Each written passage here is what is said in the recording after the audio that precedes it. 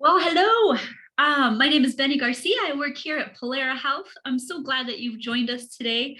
And today we've been doing a series called Resilience Tools for Parents. And this wonderful series has been brought to, well, wonderful. I'm partial. I think it's a wonderful series brought to us, made possible by the CRN grant. It's the Crisis Response Network through a grant through SAMHSA. And it's really their goal is to kind of just support the community through all these just weird changes and things that we're trying to get used to and transitions because of COVID. It's just been going on for so long, and it has so many long-reaching effects. Some of them we don't even realize. And so this series, Resilience Tools for Parents, and if you haven't seen some of the others, you might want to check some of them out. We've got one on self-care that even if you're not a parent could be good. This is really good if you are a parent. It's good for everyone.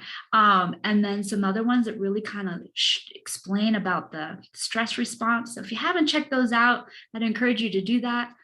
And these are all tools that are going to help us with our stress response and help us kind of navigate this time so that we can get back to a nice set point, a nice calmer set point where we can live life in a more empowered way. So today's topic is the power of routines and schedules at home. And most parents of children kind of already know the importance of having schedules at home. And some of us do it more naturally, and some of us really struggle. Maybe that's just not how you roll. You're more like, going with the flow, and that's okay. But what we know about the way our bodies work is that when it knows what it's going to come next, what's going to come next, what's going to come next, there's this level, this level of that happens, right? You kind of know what's going to come next, and your stress response lowers. And this is especially true for everyone, but especially true for children. So let's talk a little bit about that today. And we're going to hopefully equip you with some ideas and some tools that you can implement right away that you might find helpful for yourself or for your children. All right, so let's jump in. So here's kind of an opening question to consider. What's the most challenging part of the day with your children? Something to think about. When we have children, there's usually a most challenging part. It can be like trying to get out that door in the morning to go to school or to go wherever it is you need to go to. I don't know what it is. Everything can be wonderful and fine until you have to get out that door. And then it's not so wonderful and fine. Or is it bedtime? Is it like is really hard for those little ones or big ones to be able to get to bed and stay in bed? Is that a challenging part? Just kind of think about that for a second. All right. So we're going to go from big and then we'll go down into the nitty gritty. So we're going to start a little bit kind of out in the ethers and kind of think about just the rhythm of our life. Like when we're talking about schedules and routines and things like that, I want us to think about how our entire personal universe began with the sound of a heartbeat. Ba-bum, ba-bum, ba-bum, right? Our entire world, our entire everything begins with these rhythmic, repetitive cycles and sounds in our lives. Our whole body is used to it and it regulates to it. So I want to kind of go there with you and remind us of that. It's one of the reasons why schedules and routines and rhythms in the day, in the week, and in the year can be so comforting and grounding sometimes for us. So just to get us into that space, we're going to watch the first couple of minutes of this kind of older documentary by National Geographic.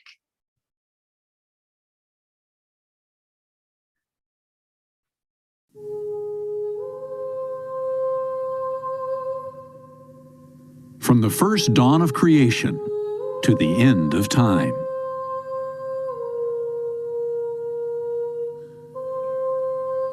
Our world, our lives, and every living thing are attuned to a cosmic song.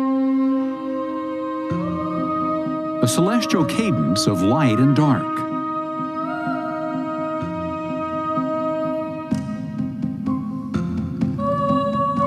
of ebb and flow,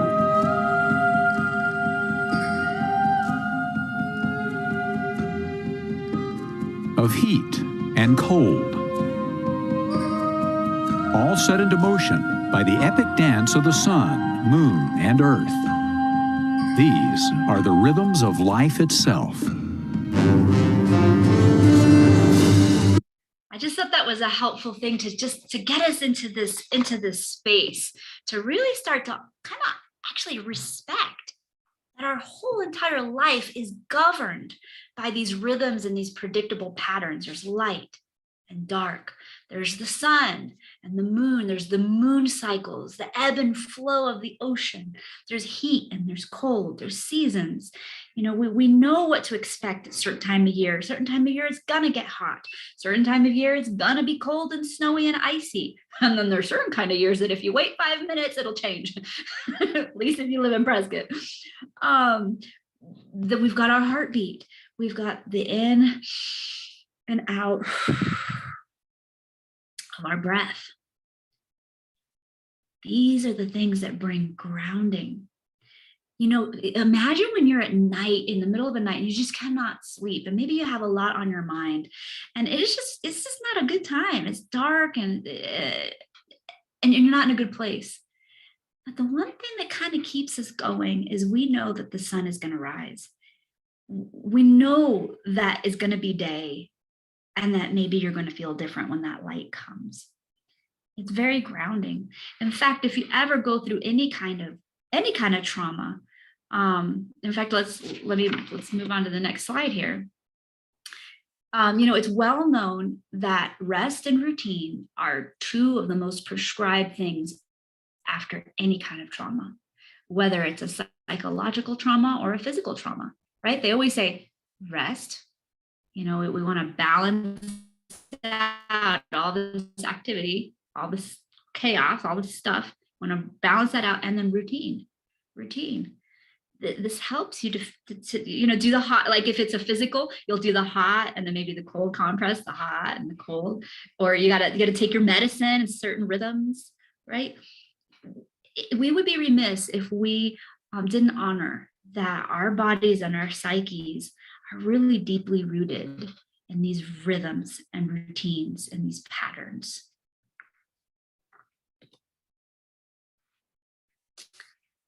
So Harry Wong, he's one of the most sought after speakers in education today.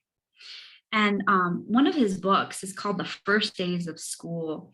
It's a standard classic with millions of teachers in schools around, at least in the United States.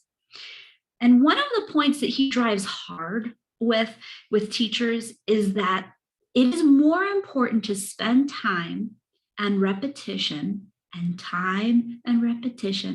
the beginning of every school year, teaching, practicing, and reinforcing procedures, routines, expectations, and patterns of the class.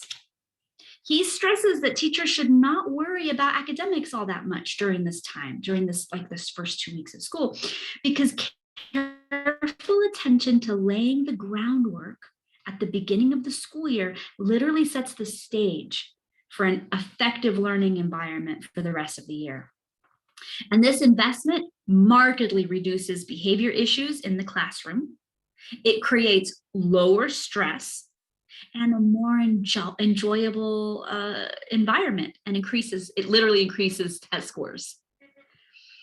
And so if this works so well in the classroom, I truly believe that it will also work really, really well at home. And so here's his quote: "The number one problem in the classroom is not discipline.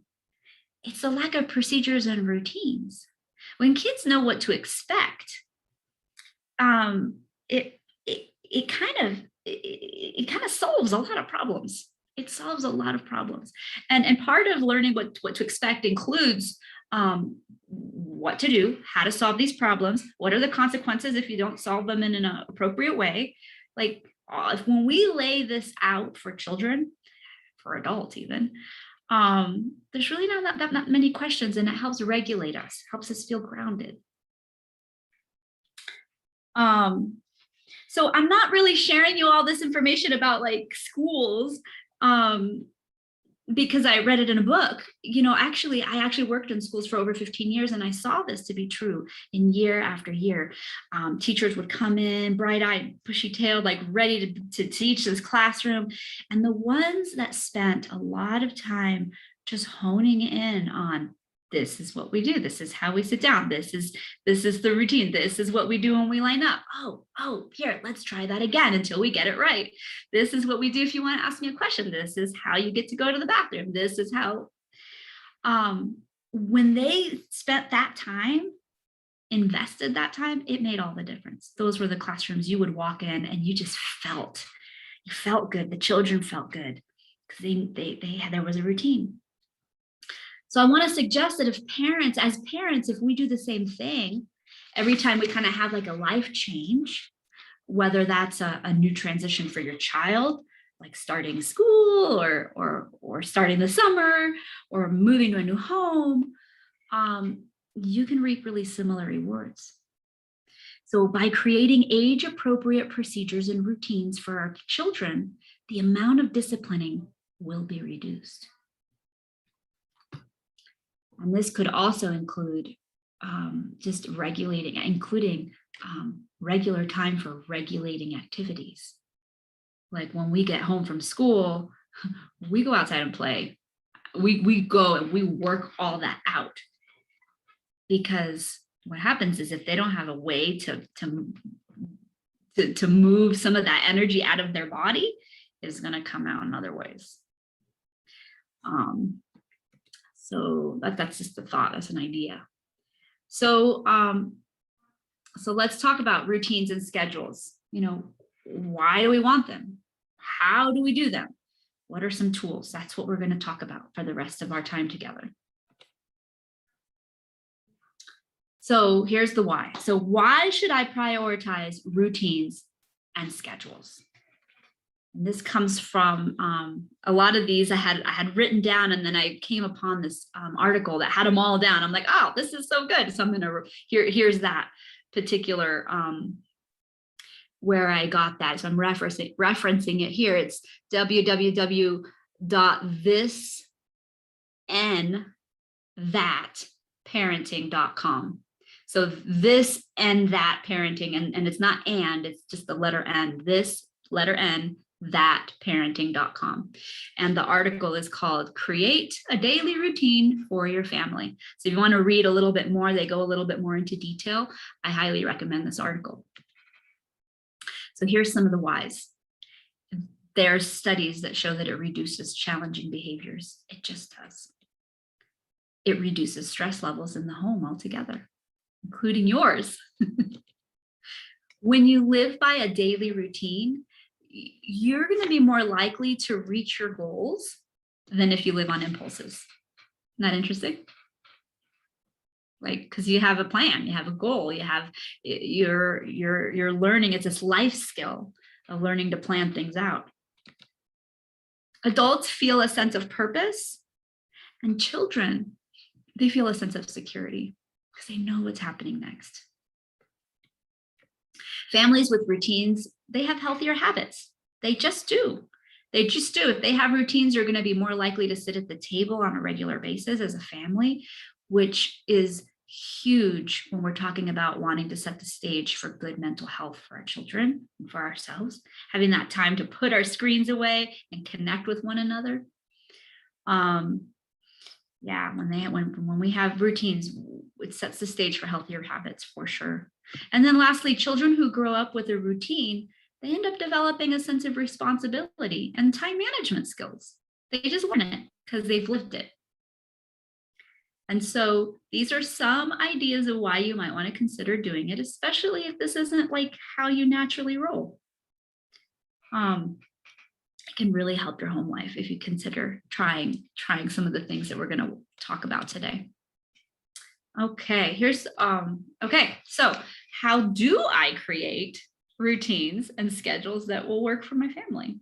This is a really good question. That might be the next question that's kind of coming up in your mind. So here's a little list.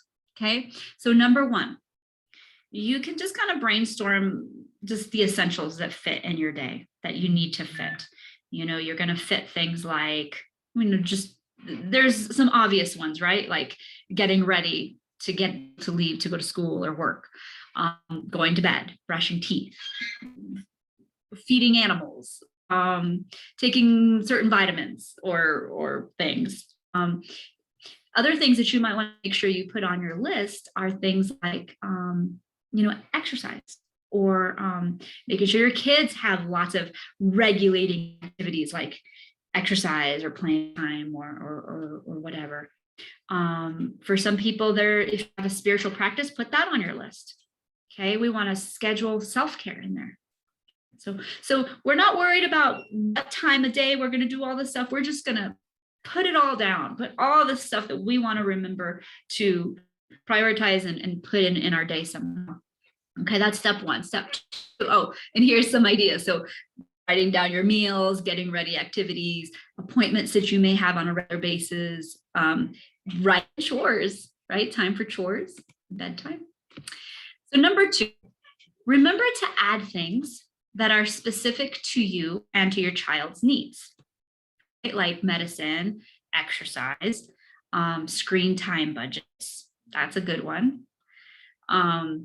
Schoolwork, naps, if that's something that happens in your home, self-care, like we said. And then number three, now you can take all your things and start to organize them in your daily schedule. Like, when will this go? When does this go? When does this go? When does this go? One way that I like to sometimes work when I have a lot of things to figure out and to organize is I put things on stickies, and that way I can move it around, and then I move it around, and then now it's just an easy way to move things around, not having to rewrite it.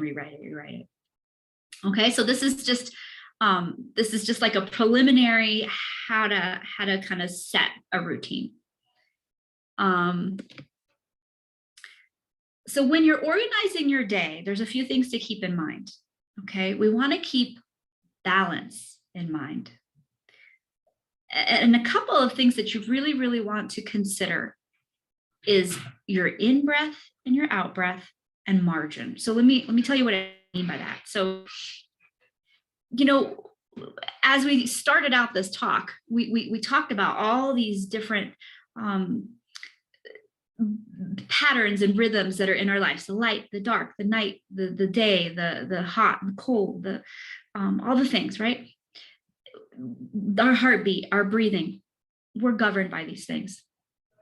And so really one thing to consider when you're creating a schedule, whether it's a schedule for, hey, I'm gonna be babysitting kids for 2 hours, let me create a little rhythm, let me create a little schedule for that time. That's gonna, I guarantee you, if you create a schedule for those 2 or 3 hours, you're gonna have a lot more success.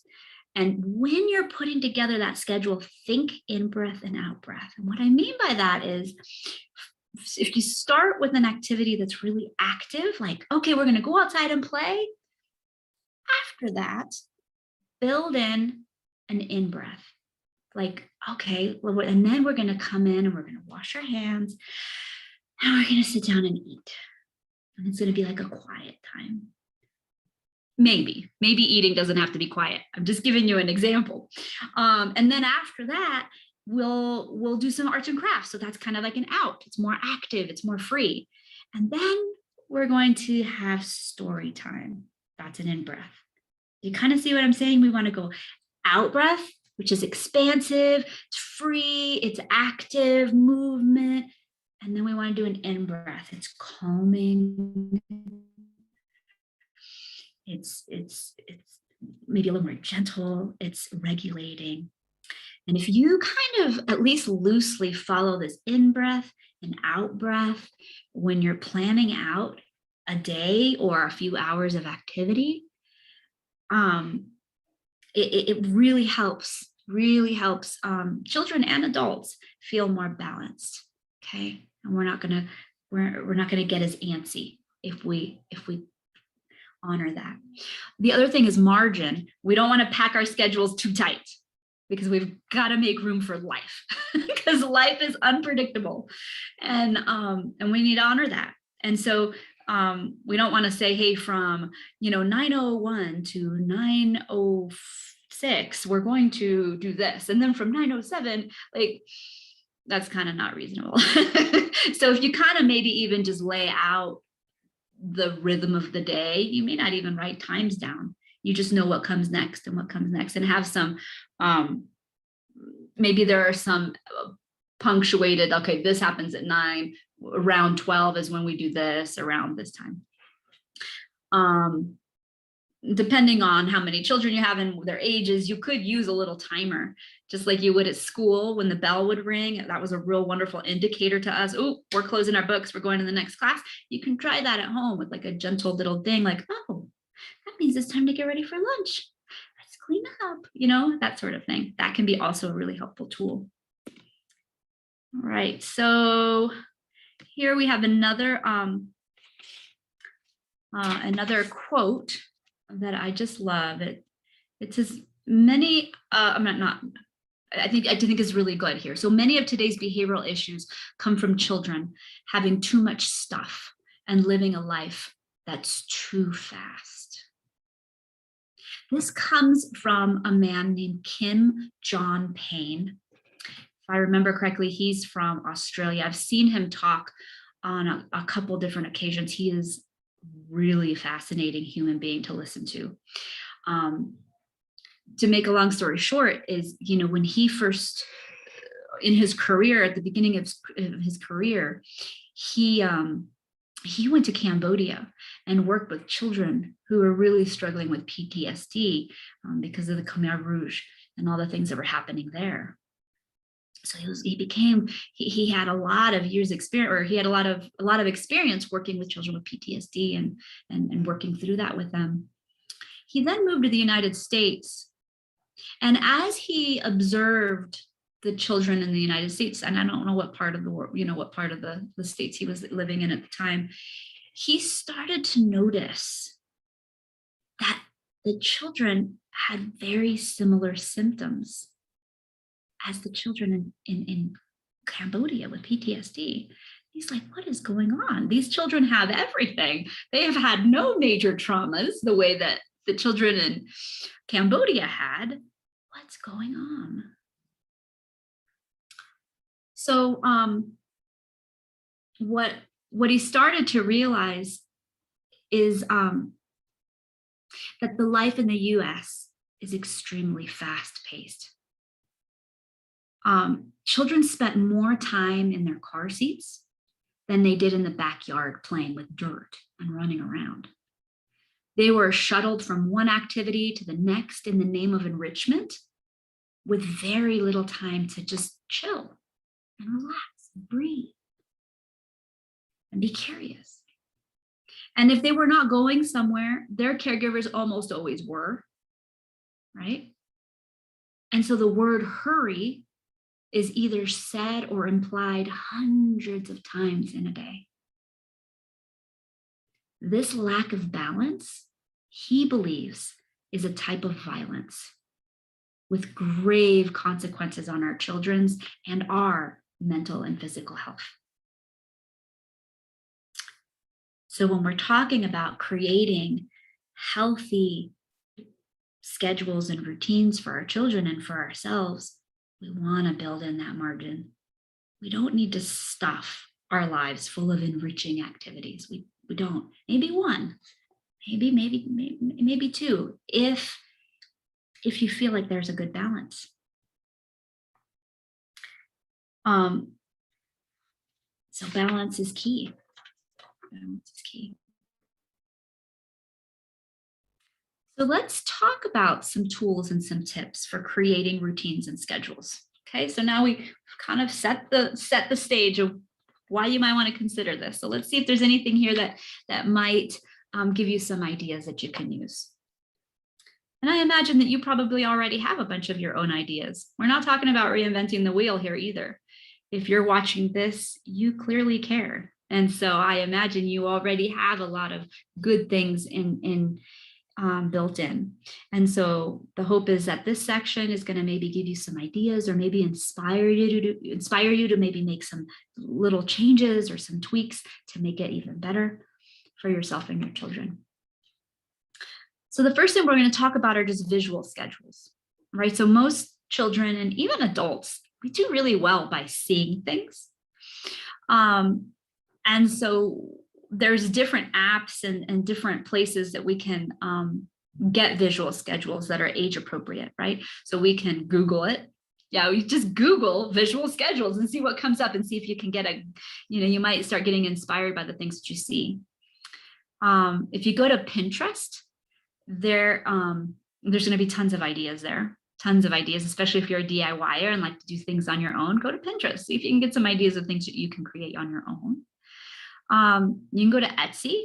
I've seen a lot of these, just people just have so many wonderful ideas. And if you're not the one that wants to actually, or maybe you want to, but you don't have the time to make it yourself, Etsy might be a great place to go, where you can purchase certain kinds of visual schedules.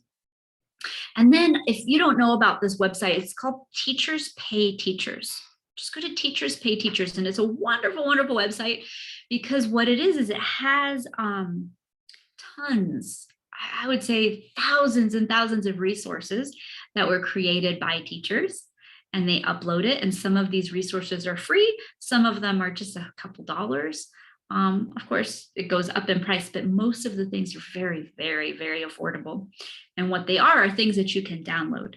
And you can look things up on everything from visual schedules to math games, if you're wanting to help your child with like math work or science, or there's even regulating activities in there. If you can think it has to do with school children, there's probably something in there for it.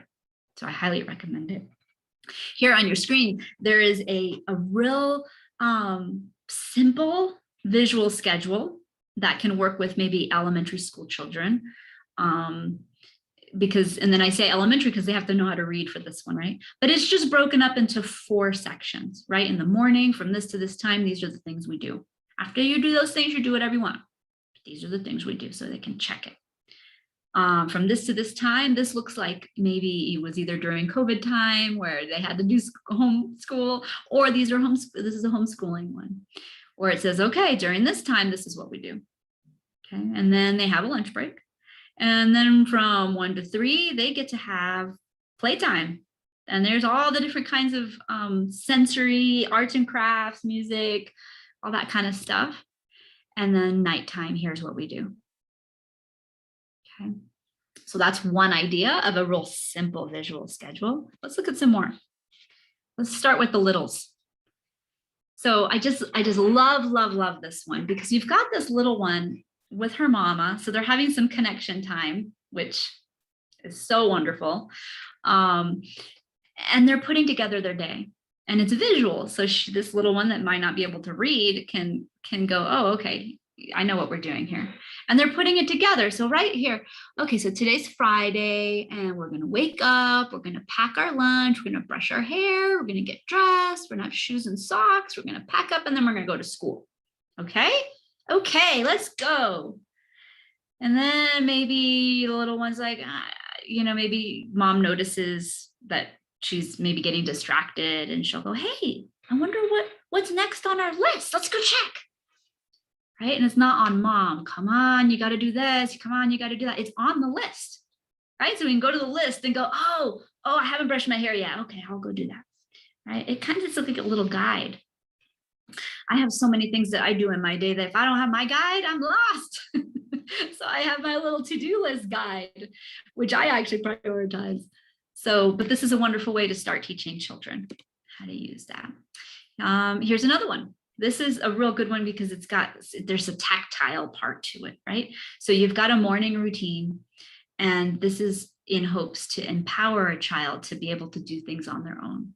So the goal here is the child will go to their list, do the next thing on the list. And when they're done, they Velcro their little check mark, like, check, I did it. And there's a real satisfaction when you can put your check mark there. It really is an empowering sort of tool.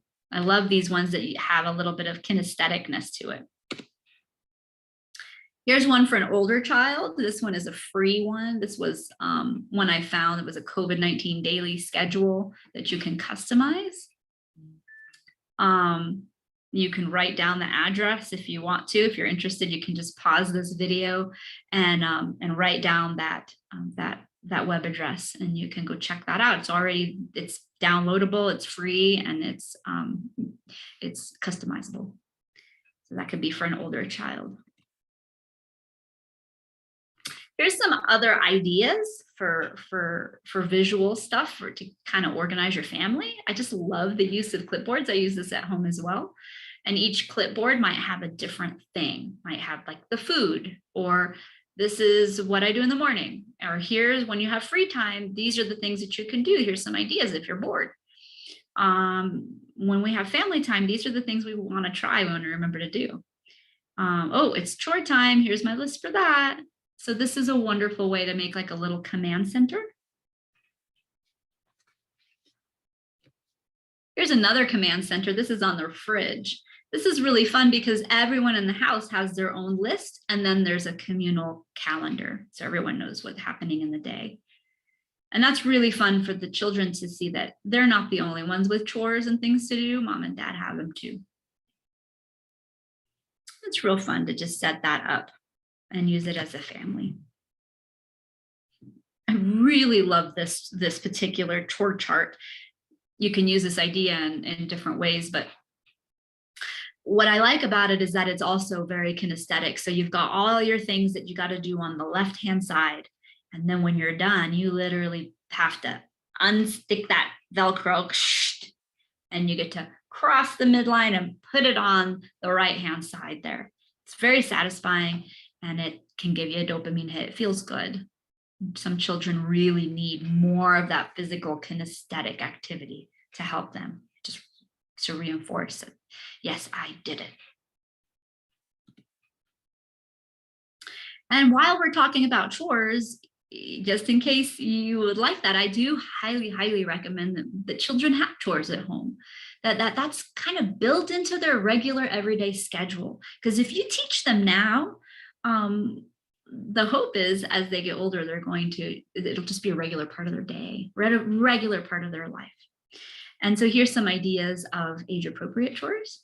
And if you want more ideas, you can definitely go to Pinterest. Is one of my favorite places to get ideas for things like this. But just just build it into their schedule. Let it be part of their day, and they'll learn. They learn a lot of things that way, like responsibility and things. So here's some tips for transitions. What you're looking at on the right-hand side here is a first then board.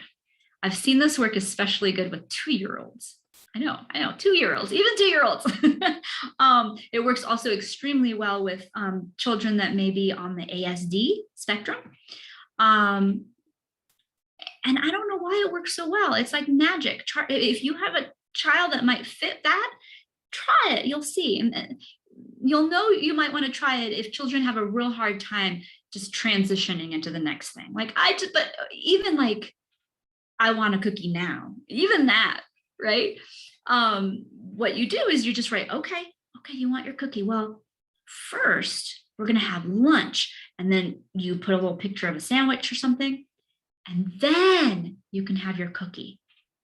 Here's the paper. Can you put it in the square? There we go. You point to that. What are we going to do first? Lunch. That's right. And then cookie. That's right. So for some reason, this is magical for those littles and for children on the ASD spectrum. It just is so clear, so helpful. So I encourage, this is a simple little tool. I encourage you to try it out. Some other tips. So this is called a first then board. Some other tips are just giving little reminders, right? And there's a lot of ways we can do that.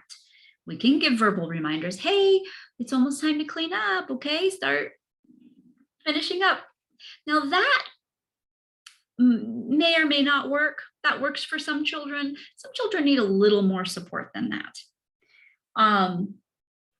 There's something called visual timers. And they look like a regular timer, only, and I should have put a picture up here, only what's different about them is that when you set the timer, say for 5 minutes, the part that they still have that's available to them is colored, like it's red or it's blue, right? And so they can actually see that part get smaller and smaller and smaller. So it's a little more tangible than just a little arrow. And some children respond really, really well to that. So if you put like a visual timer, or even you might already be thinking this, what do you call it? An hourglass, same thing, same sort of concept. It's visual. So if you put that within their eyesight and say, hey, it's when this is up, it's time to clean up. Or you can use it to say, oh, can you be done cleaning before this is up? Kids really respond well to that sometimes too, because it becomes a game. So having those visual things as well. Also songs, right? When the song turns on and the kids know that it's time to transition into cleanup time or into the next thing, certain songs can be helpful like that. These are all different ideas. All children and all families are different. So I'm giving you lots of ideas. You try what you think might work in your home. Because what works in one home doesn't always work in the other. So to do what works for you. And and have the child set a timer. So there's that one. All right, so here is a mom, and this will be a little bit more for like the younger set. So we're going to watch this little video on some transition tricks for routines. And she just has a few real simple ideas that can be very, very effective. So if your children are older, this may not be relevant, but I'm trying to kind of talk about all of us. So bear with us, and maybe there's something that she says that might actually give you an idea for something for an older child. So let's see what this mama has to say.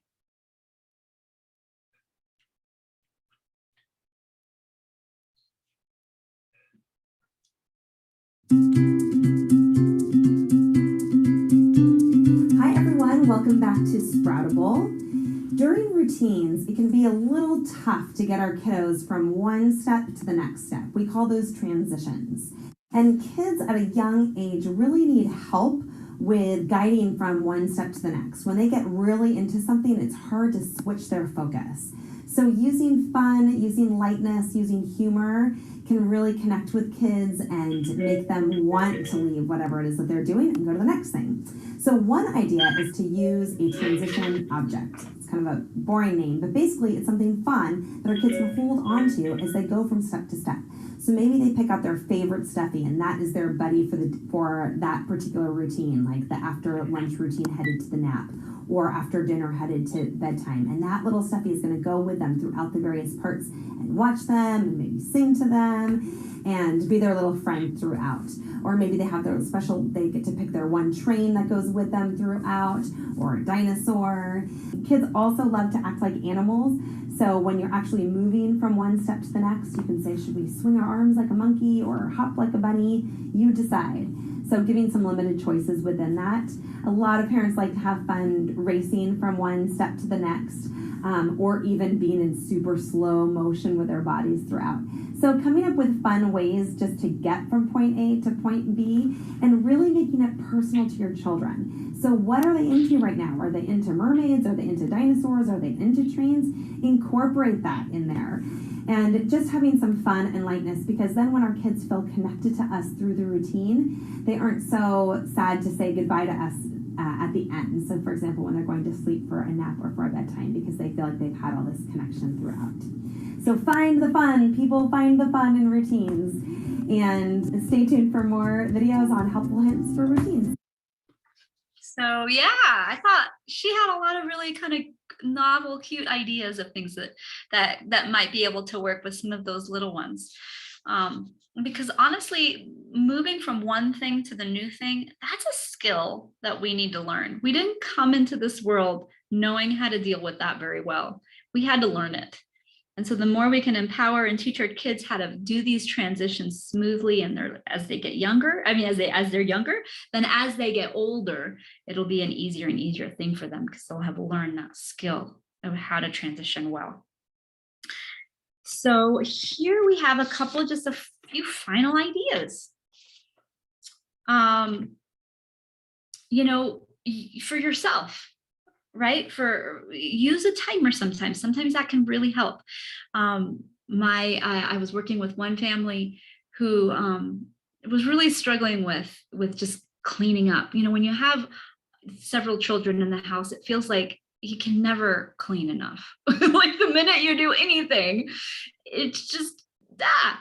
I have some grandchildren, they come over to my house and within seconds, it feels like that little playroom that I have set up for them, it is covered in toys that a second ago were nice and neat in their little places. And that's just the nature of having kids. So one person that I was working with, she would set a timer.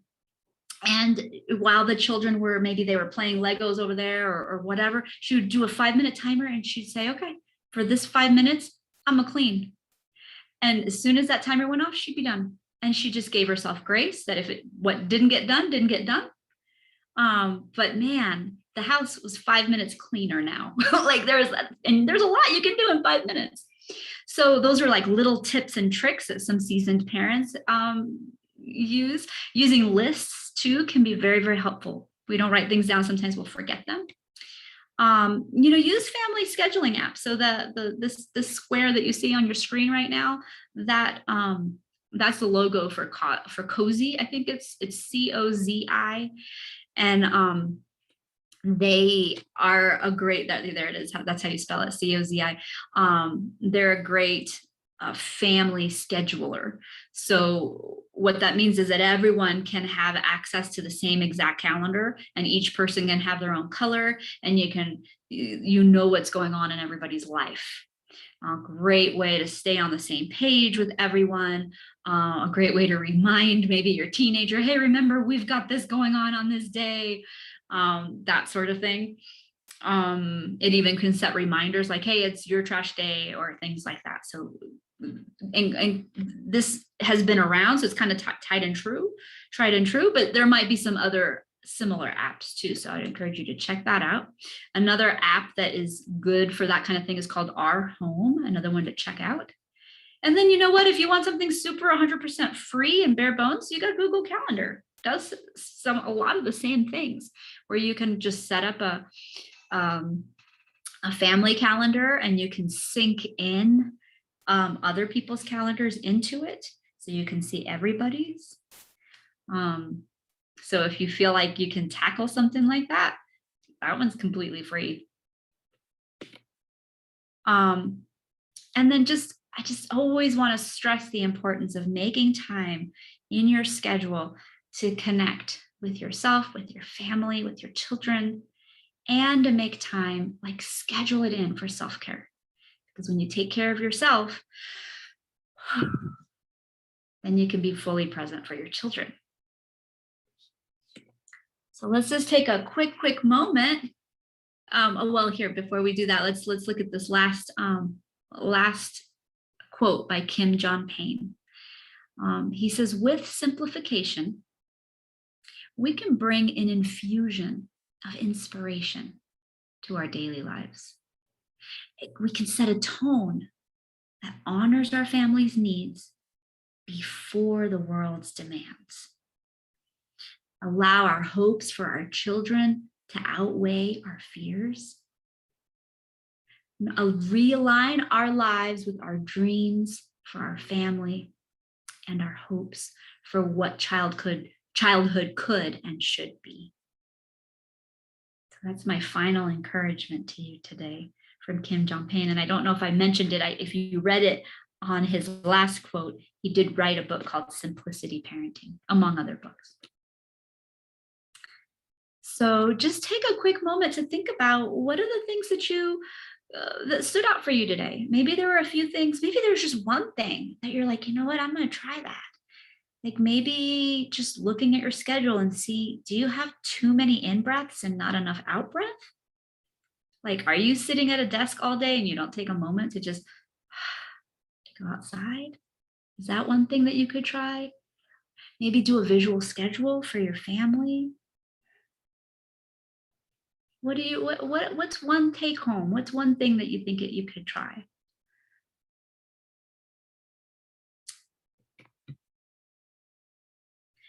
Well, today was brought to you by Resilient Arizona. Well, today was brought to you by the Crisis Response Network and the SAMHSA grant. And Resilient Arizona is part of that. And we want you to know that there is help out there. So if you call 211, if you feel like you really need some help, you're not alone. Call 211 and they can help you access just some free crisis counseling. Just want you to know that.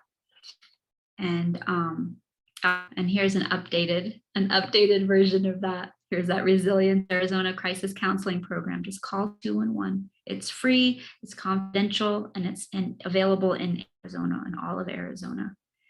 Okay. And that concludes our presentation. We're so honored that you spent this time with us today.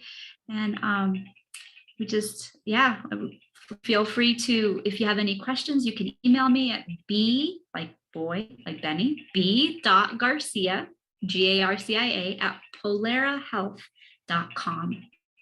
Have a wonderful day.